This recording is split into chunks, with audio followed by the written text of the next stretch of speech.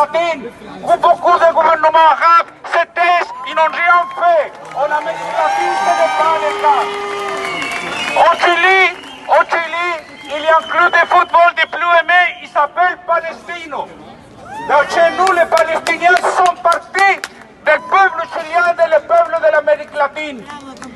Aujourd'hui, à nouveau, ils vont nous faire avaler les deux États et les deux peuples. En Palestine, il existe beaucoup de peuples, pas seulement deux.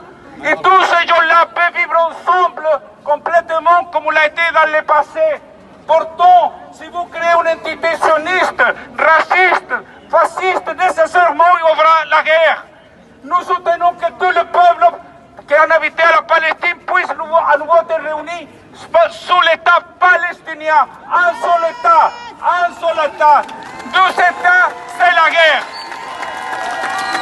Il est très important de comprendre cette question. Si vous installez au milieu du monde arabe un régime raciste, colonial, fasciste, nécessairement il y aura la guerre, nécessairement il y aura la persécution des Arabes. Finalement, je voudrais rendre hommage à toutes les victimes, mais aussi aux résistantes. L'Amérique latine, c'est un peuple anti-impérialiste.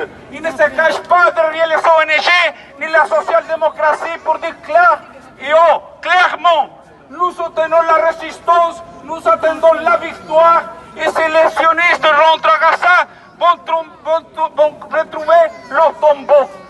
Nous sommes devant des moments historiques et nous devons être à côté de la Palestine. Chez nous, dans notre maison, il n'y a plus de gens. Dans notre quartier, il n'y a plus de gens. Chez les Belges, c'est la même chose. Nous sommes un seul peuple derrière la Palestine. Peu importe notre origine, peu importe notre religion, nous appelons à renforcer la mobilisation jusqu'à la victoire finale du peuple palestinien. Merci beaucoup.